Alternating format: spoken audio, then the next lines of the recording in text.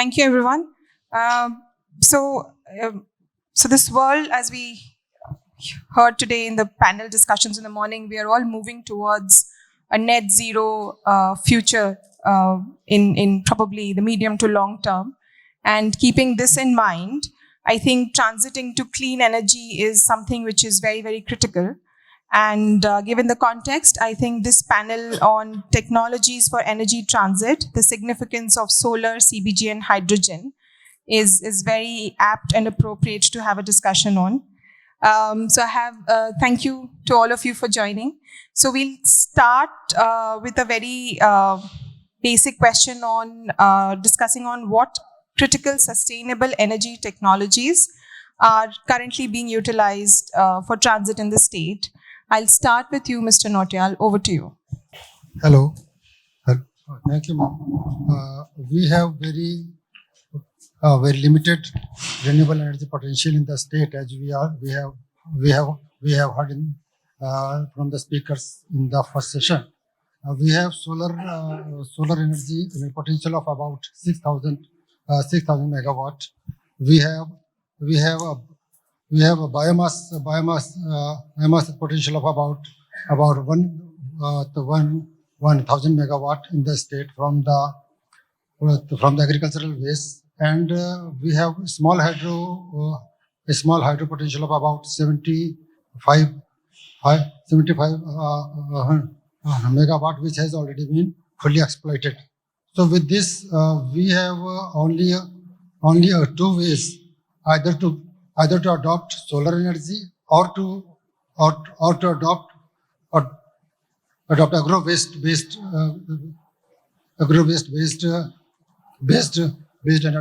energy resources. We are already implementing schemes on these two renewable energy areas. Thank you. I'd like to hear your views on solar, sir. Ma'am, जहाँ तक energy transition की बात है, जैसा कि आपको मालूम है कि हरियाणा में विंड और टाइडल एनर्जी के लिए कोई स्कोप नहीं है, तो मेन जैसा नोटियाल सर ने कहा कि 6,000 मेगावाट हमारे पास सोलर का पोटेंशियल है, जो कि मैक्सिमम आएगा रूफटॉप सोलर से। इसके अलावा 4 गीगावाट हम प्लान कर रहे हैं कि हमारे पास पोटेंशियल है रूफटॉप सोलर का। इसके अलावा 2 गीगावाट के करीब हमारे पास पोटेंशियल है जो कि हम पीएम कुसुम में लगाना चाह रहे हैं, तो उसका पोटेंशियल है।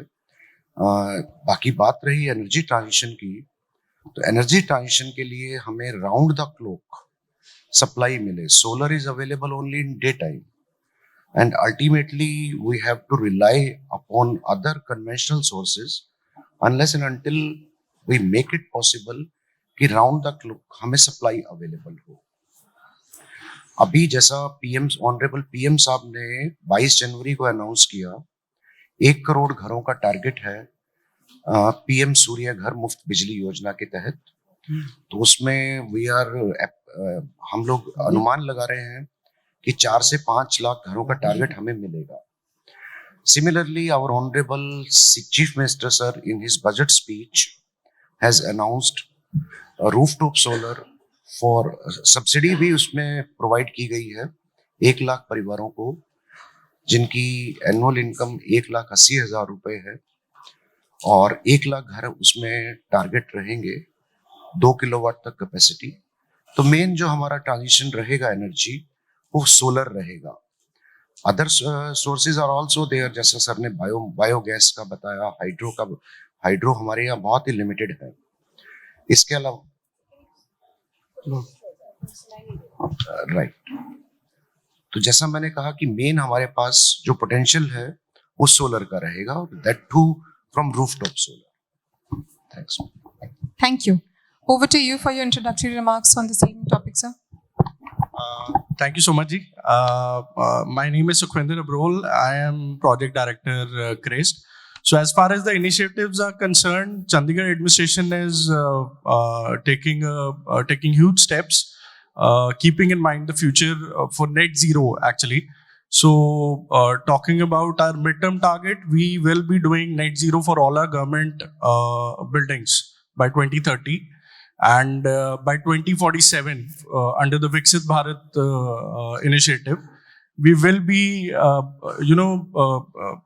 we will be running Chandigarh on 100% RE. 76% of it, initially, it is, presently, it is through renewable resources. And the balance 24% we'll be covering soon. So for that, if I talk about Chandigarh, we have 2.5 lakh domestic customers. So rooftop is a blessing for us, and the PM Surya Ghar Yojana, which is going to be launched soon. So we are waiting for the guidelines. So we are proactive in that. We have designed a rescue model for that, and under which a free power plant will be installed. And other than that, the central initiative, central financial assistance will help a lot. So the 78,000 subsidy for up to 3 kilowatt, it will obviously help us. So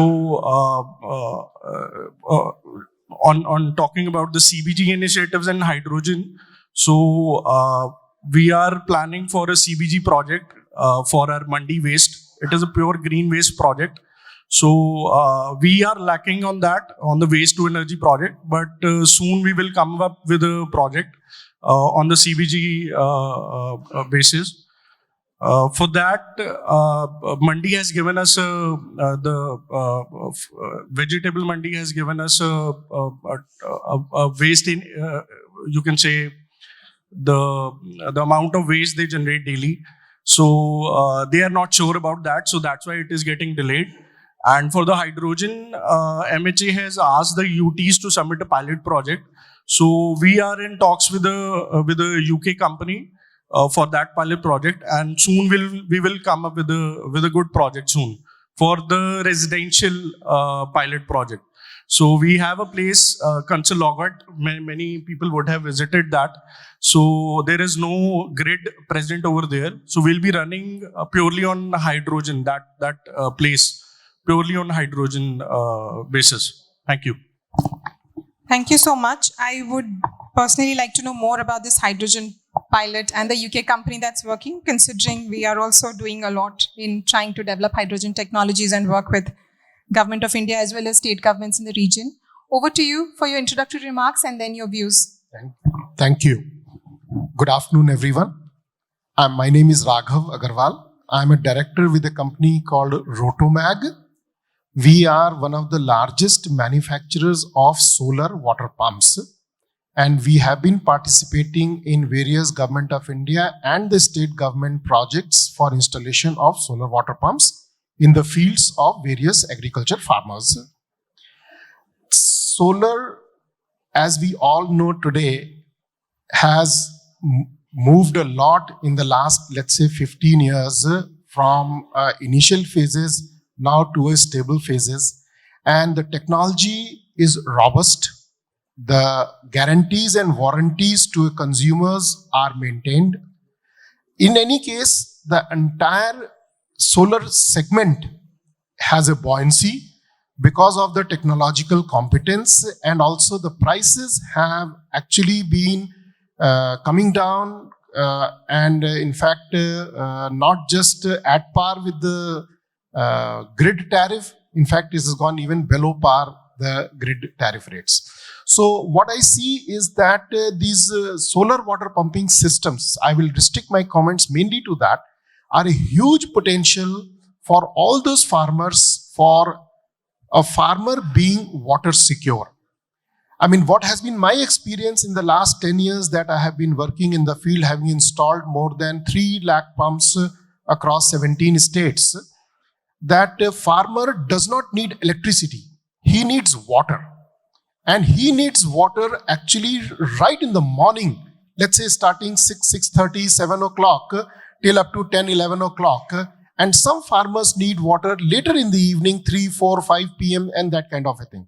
So this solar water pumping systems, which are technologically proven, robust, with guarantees and warranties, they have demonstrated in the field that some pumps can start at 6, 6:30 in the morning and go on till up to 5:30, 6 o'clock in the evening. So with these initial remarks, I would say it's very nice for government of India and the state government, Haryana as well as Punjab government, to have supported the project all along. And I request that this support to farmers may continue for a long-term benefit, not only to the farmers, but all of us, because we do need food on the table. Thank you so much. Thank you. Thank you, Mr. Raghav. But if I may still request you to continue with something on what do you think can the role of public-private partnerships be in advancing these sustainable energy technologies as we move towards transiting to cleaner energy systems? Oh, absolutely. See, public-private partnership is the norm of the day. And this norm, not just today, it has been there for 10 years, I can say. This has been my personal experience. Because ultimately, it has to be implemented on the ground.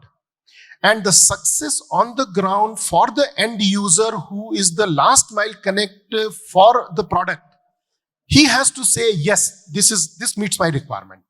So in that case, the government outreach is a huge benefit with, of course, the financial support, because there are price constraints. Not everybody can afford.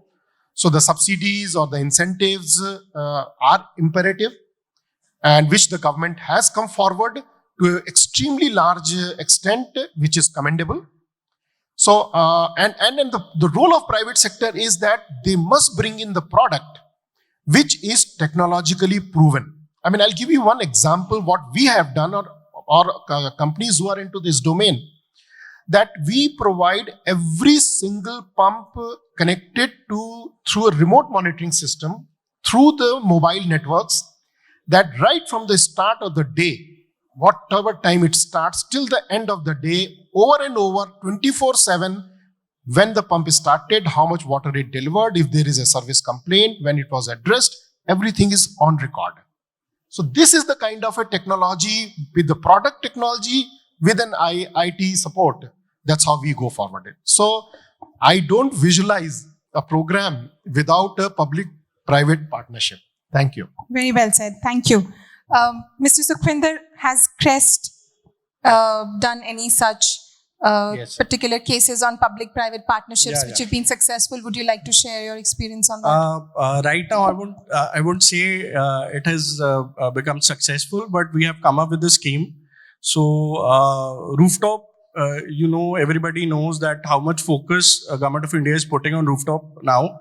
So it won't get successful without the support of the public-private partnership. So we have come up with a scheme, a rescue model. Without the support of Chandigarh administration or the DISCOM, it is not going to succeed. So we have taken on board the DISCOM as well, the Chandigarh Electricity Department. So for private sector, a rescue company thinks how they are going to, fetch out the money or take out the money from the private vendors, private residential houses. So for that, we have taken on board DISCOM. So they will be the collection center for the whole scheme.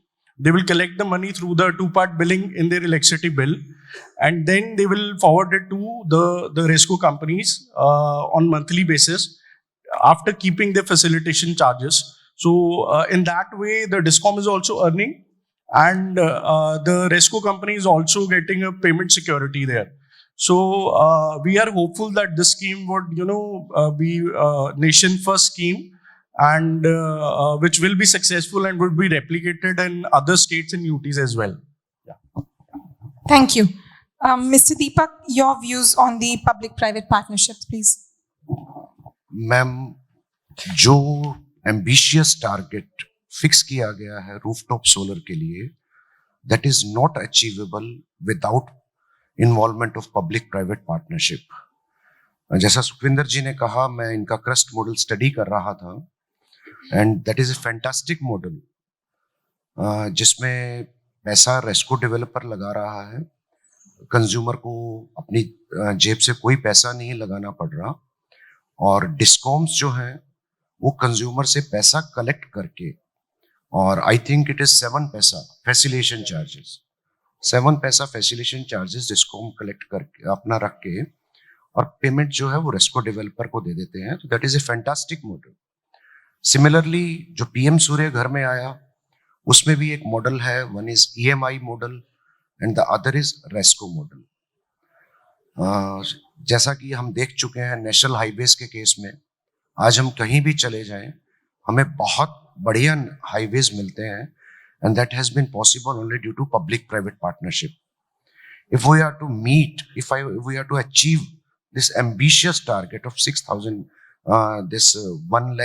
1 crore households in PM Surya Ghar and 1 lakh houses in Haryana as per budget speech of Honorable CM, will surely have to be executed in public-private partnership. So that is my point of view. Thank you. Mr. Pradeep. Yes ma'am, जहाँ तक renewable energy है, ये this renewable energy is scattered source of energy. ये एक centralised source नहीं है. This is not a centralised source. So for renewable energy an involvement of so many stakeholders is required. So these renewable energy projects can be implemented only when all the stakeholders are there in the implementation of the scheme.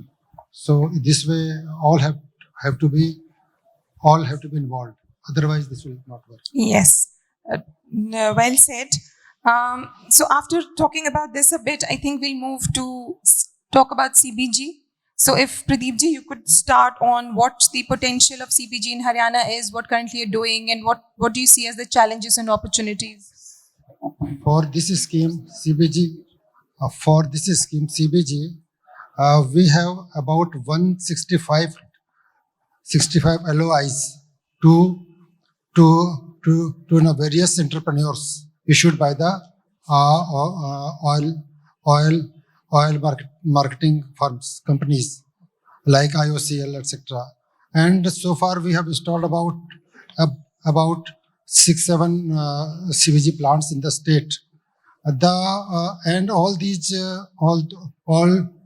are organic waste based, and these use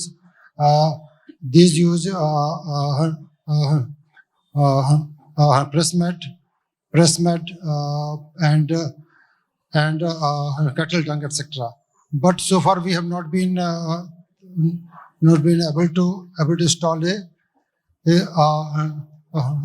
paddy straw based CBG plant in the state. However, recently Reliance Energy is starting work on such CBG plants in the state, and hopefully we will be able to see them operational very soon. Thank you. Your views on CBG and its potential. Supinder ji, will you please? As far as Chandigarh is concerned, so MC is taking good steps in the CBG projects. So they are coming up with the CBG project in the for the dumping yard also, and for all their gaushalas they are planning in association with Crest. So I would say around 7 to 8 CBG projects will be installed. They will not be so big projects, as you know that we don't have so much land available, and resources are restrictive in Chandigarh. So we are coming up with small projects, and we will take on board the restaurants for that CBG. क्योंकि आप देखें अगर there is a assured buyback by IOCL up to a certain limit. So for smaller projects, we'll be taking on with the restaurants, and we will be selling the CBG to them. Right. So this is the planning as of now, and one big project is coming that is under consideration, and that is actually pending at the end of the vegetable mandi that is in 26 sector. Yeah. Thank you. Mr. Raghav, on solar, if I may ask, if there are any particular issues that you want to highlight on the viability side of solar, or scalability issues? If there is any point that you would want to mention here. I think that's a good question. You said scalability, right?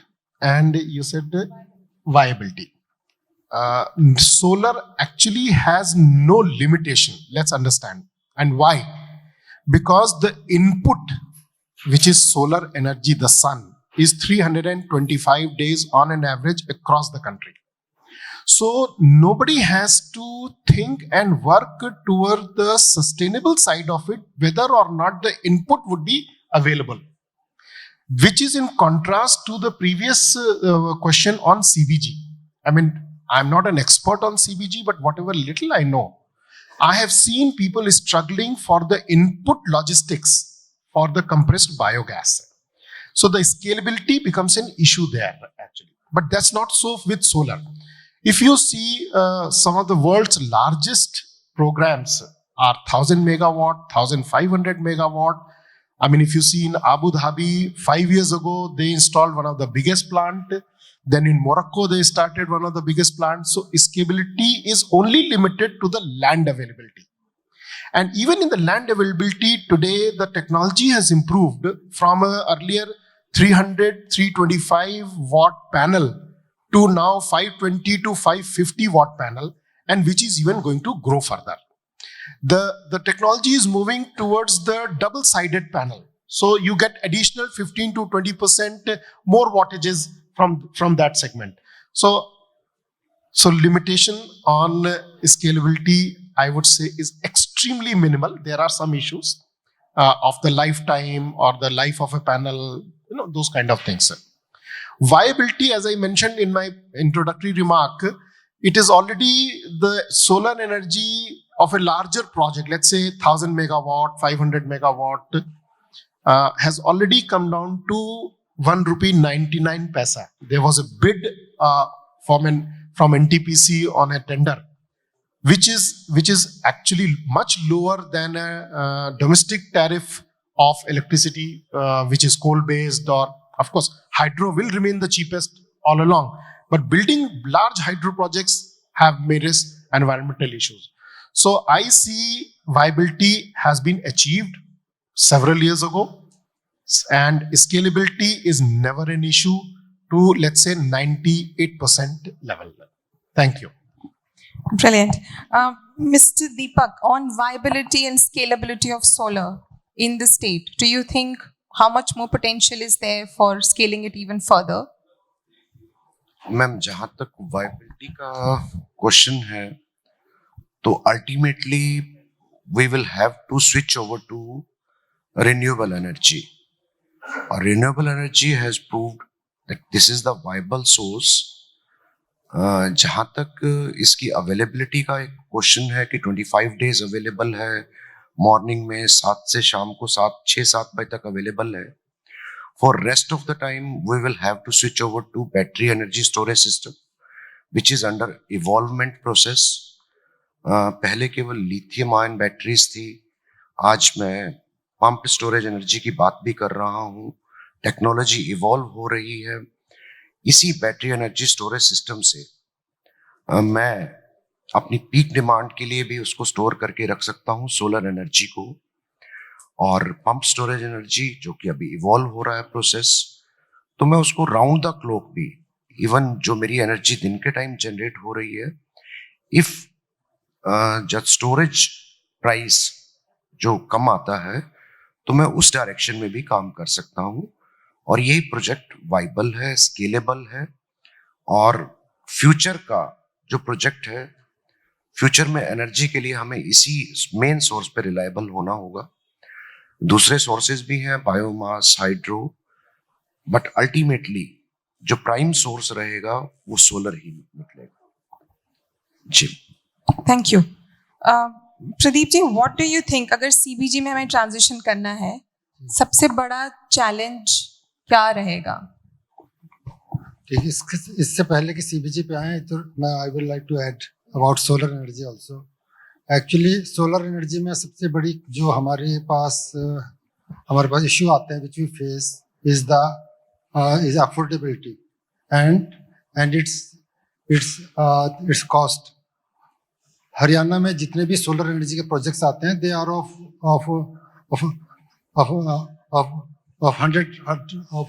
100 megawatt, 50 megawatt, फिर ऐसे आते हैं 150, इतने इस scale के आते हैं, इससे बड़े नहीं आ पाते because of issues of land. तो उसका जो आती है कॉस्ट आती है वो 1000 मेगावाट के से हम कंपेयर करें तो it is little more higher. तो वो फिर HERC उसको अप्रूव नहीं करता उसकी. वो कहते हैं जो वहाँ कॉस्ट आई थी, लोएस्ट रेट जो आ चुका है लास्ट वाला, उस पर खरीदो. तो है ना सर, ये इश्यू है. तो इस वजह से वो हमारे यहाँ प्रोजेक्ट नहीं लगते हैं, वो उनके लिए उनके encouragement नहीं है. तो this is serious issue which needs to be addressed by the government. तो एक बहुत बड़ा इशू है जो कि हम देखते हैं कि एक स्मॉल स्केल का प्रोजेक्ट एक बहुत बड़े स्केल के उससे प्रोजेक्ट से हाउ टू कम्पीट. तो उसमें कॉस्ट बहुत थोड़ा डिफरेंस है, 20-25 पैसे का डिफरेंस तो आता ही आता है. जी, थैंक यू. अब हमने सोलर के बारे में we have spoken on CBG. I think the only other area which is left is green hydrogen, जिसके बारे में I am aware none of us are experts, but we can always share what our experience and view is on the subject. So before I give the floor to my fellow panelists, I'll just like to briefly outline what we are doing from the UK side on green hydrogen. So as a country, UK is very, very positive and affirmative about green hydrogen being like a key part of the solution for decarbonization and for moving to the net zero path. UK has set a very ambitious target of generating 10 gigawatt of hydrogen production capacity by 2030. So it's not just the net zero and decarbonization aspect, but there's also a massive economic opportunity which is perceived when we talk about green hydrogen, particularly when we look at a thriving hydrogen economy. And some estimates in UK have said that there's a potential to unlock around 11 billion pounds worth investment into UK just through hydrogen economy by 2030. So that amount is also a significant amount, and the country, the government there is taking a lot of steps to sort of promote green hydrogen as an alternative renewable energy. Of course, they've developed a hydrogen strategy there where they have outlined what the measures should be taken to enhance the production capacity, to sort of focus on innovation and how to stimulate more investments into the hydrogen economy. They're doing analysis on what the sector-wise demand can be and what sort of in the value chain, what sort of for uptake, what kind of barriers are there. So all of that is part of the hydrogen strategy. So all of that is happening there and as well in India, where green hydrogen is looked at as a very key thing for transitioning into green energy. Yes. So I'd like to start with you on, we are doing some work with HAREDA as well through our bilateral technical assistance program. But I'd like to first hear from you on your views on green hydrogen. Yes. Green hydrogen जो कि renewable energy से जो renewable energy से हम hydrogen को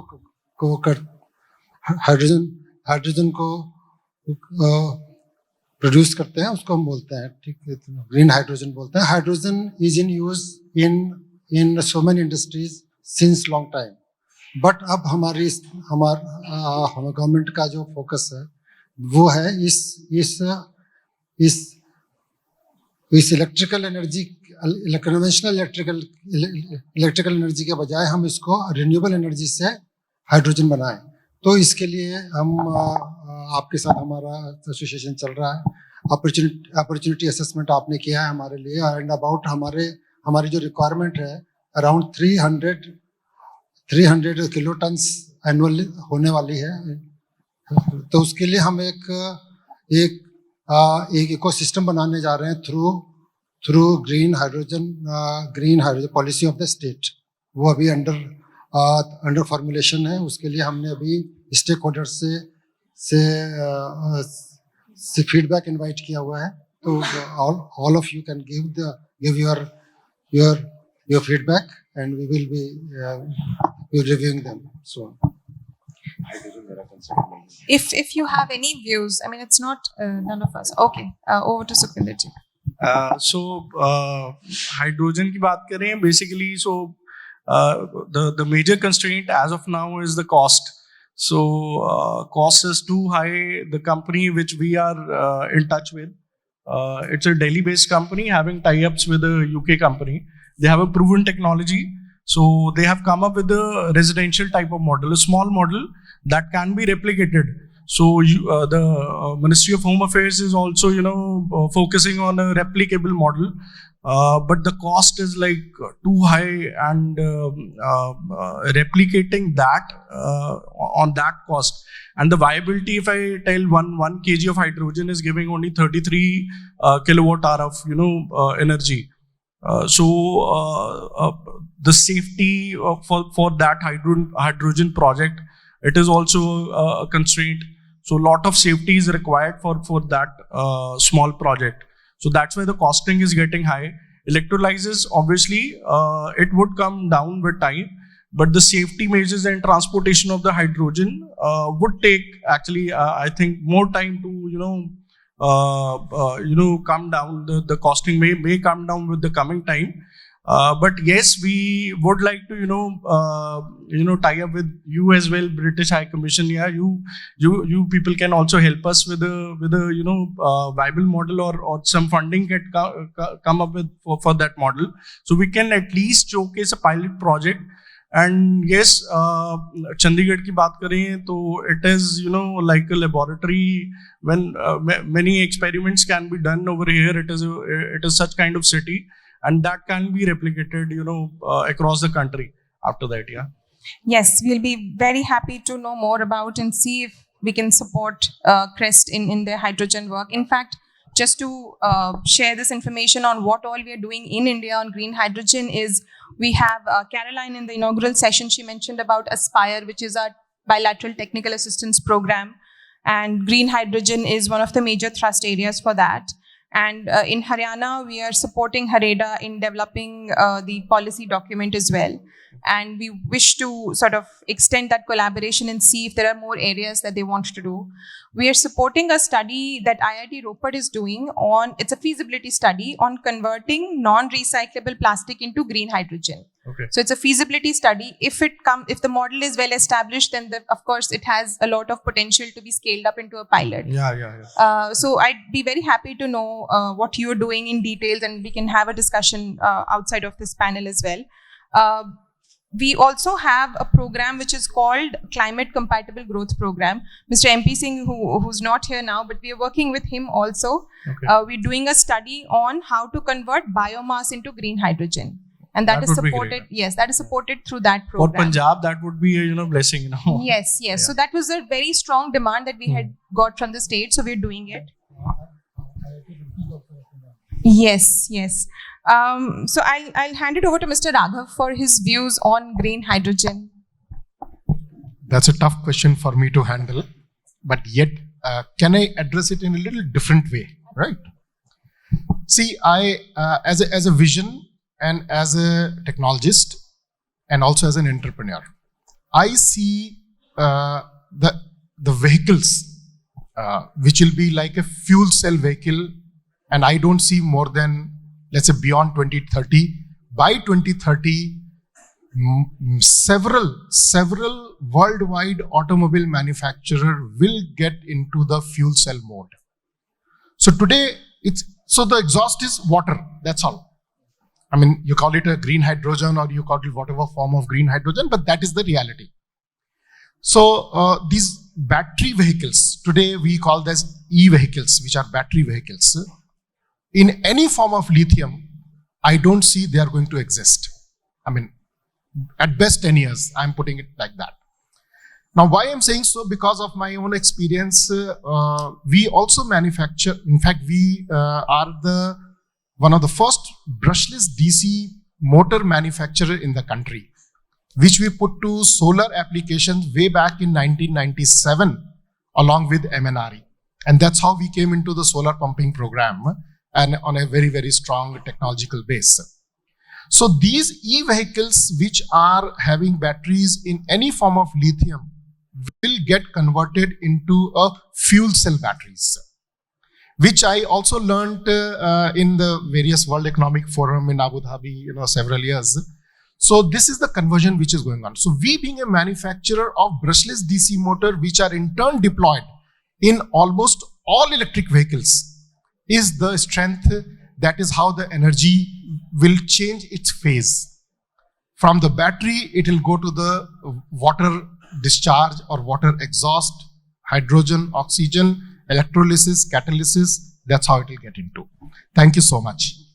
No, that's a very interesting point of view, and I do agree. Transport is one of the areas where hydrogen looks at as a very promising, option for deployment. Yes, there is some pilot that is happening on railways being operated through hydrogen. I think something on the similar lines has also happened in UK. They're similarly trying to pilot that. We are also, there's a lot of focus on developing research and innovation around this transport, green hydrogen in transport. That will be the first thing. Transportation will be the first thing which will actually see application. That too on a micro scale actually. So once it is successful at the micro scale, I see no reason why it will not be absolutely scalable and viable on the larger scale as well. Absolutely. I think that's very well said. So just before we move on to the next segment, if we were to discuss some of the foreseeing challenges of the green hydrogen economy or green hydrogen in India or in Haryana or in Chandigarh, from your point of view, Pradeep ji, would you like to start with some of the challenges, or at least one challenge that you think? First is the R&D is required to make it affordable. This is the first challenge which I feel should be addressed first. Affordability and R&D. R&D. Yes, agree. Sukhwinder ji, would you like to answer? Do you stick to solar cell? Okay.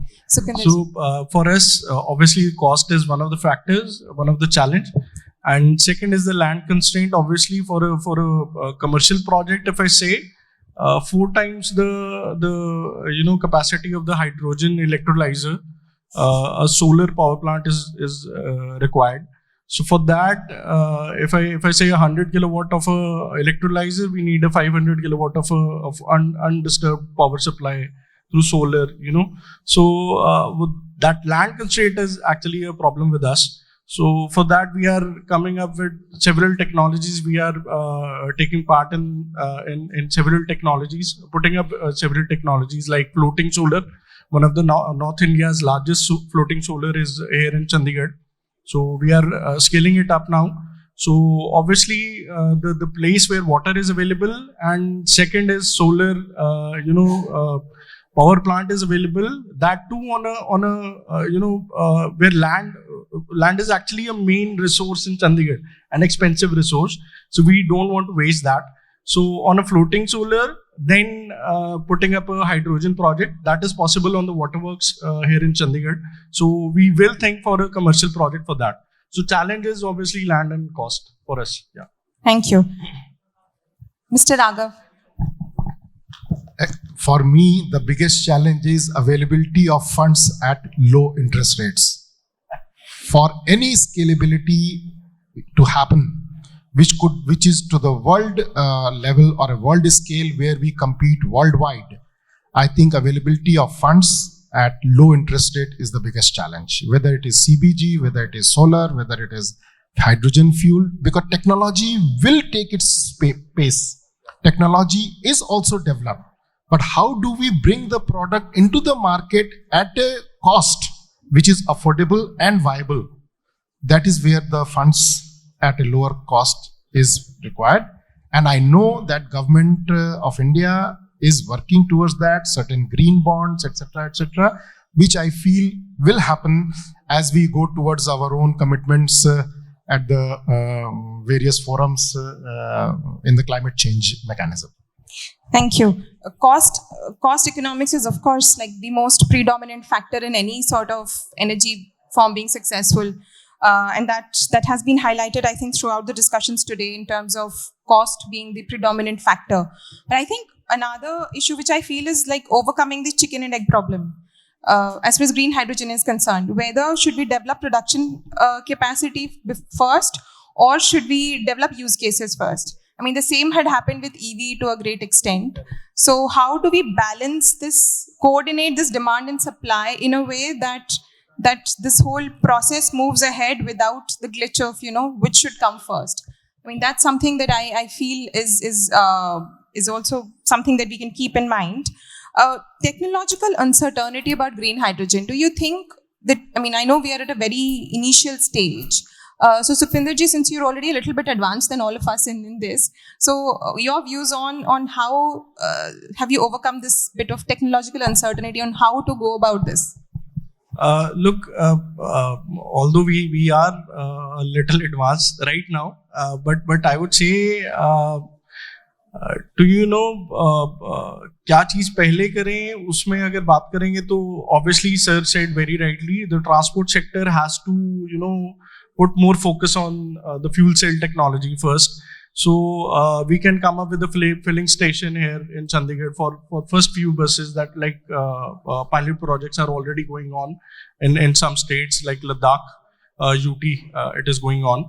So like that, I would say a small electrolyzer, a small capacity 5 kilowatt electrolyzer, the manufacturing of such electrolyzers could come up at a smaller capacity so that can also be replicated among the city. So if I think, I can think for, Haryana has a huge land resource, everything is available. So for Chandigarh, we have a separate thinking.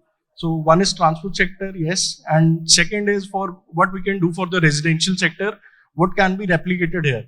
So that is what we are thinking. So first, the manufacturing of small electrolyzers for us, and yes, the transport sector must adopt the fuel cell technology.